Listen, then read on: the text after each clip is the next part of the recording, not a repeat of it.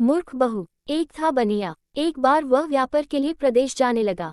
जाते जाते अपनी बहू को बुलाकर उसने कहा, मैं प्रदेश जाऊं, तुम अच्छी तरह रहना, बच्चों को भी संभालना और अपनी सास का भी अपने बच्चों की तरह देखभाल करना।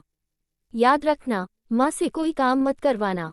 बहू ने बोला, ठीक है, मैं आपकी बात समझ गई, मैं वैसा ही करूंगी जैसा आपने बोला है। आप आराम से जाइए। बहू ने बात ध्यान में राखी। बनिया तो चला गया। बहू ने दूसरे ही दिन मांझी से कह दिया, मांझी, आपके बेटे मुझसे कह गए हैं कि माँ को अपने बच्चों की तरह संभालना और उनको कोई काम मत करने देना। अब आप घर का कोई काम मत कीजिए, आप तो इन बच्चों के साथ खेलिए, खाए और मौज करिए। मांझी गहरे सोच में पड़ गई, फिर बोली, बहू, ठीक है, अब मैं ऐसा ही करूंगी।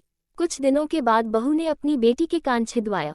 उस समय बहू को अपने पति की यह बात याद आई कि माँ को बच्चों की तरह ही संभालना है, इसीलिए बहू ने मांझी के कान छिदवाने की बात सोची। उसने मांझी से कहा, मांझी, चलिए, आपके कान छिदवाने हैं।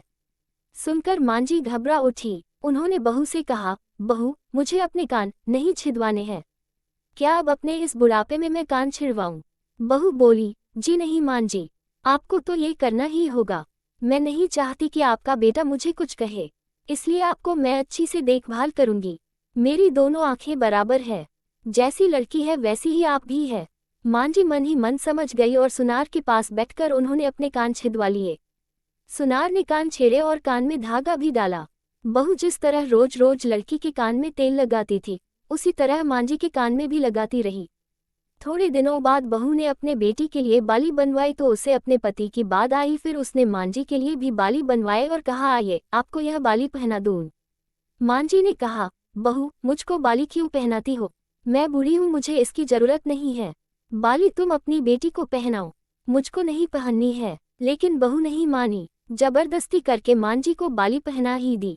इसके पश्चात मांझी छोटे बच्चों के साथ अपना मनोरंजन करती, घूमती, खेलती और कई तरह के मौज मस्ती करती। बहू ने एक बढ़िया दिन देखकर अपने बेटे को नाई से चोटी रखवा ली। फिर बहू को मांझी की याद आ गई। मांझी बच्चों के साथ खेल रही थी, उन्हें वहां से बुलवा लिया और कहा, मांझी, आइए, नाई के सामने बैठिए, अपने लड़के की तरह मुझे आपके सिर पर भोज चोटी रखवानी है। जब गोविंद की चोटी रखवाई है तो आपके क्यों न रखवाऊं, इसलिए आप जल्दी आइए। मांझी ने बहू को बहुत समझाया, पर बहू टस से मस न हुई। आखिर मांझी नाई के सामने बैठी और उन्होंने अपने सिर पर चोटी रखवाई। बहू ने गोविंद को और मांझी को जो बोला वही किया उनके साथ। बाद में बहू रोज मांझी की चोटी में तेल डालती, चोटी गूंथती और सर पर ओढ़नी डालकर मांझी को बच्चों के साथ खेलने के लिए भेजती। जब खाने का समय होता तो बहू उनको आवाज देकर बुलाती है।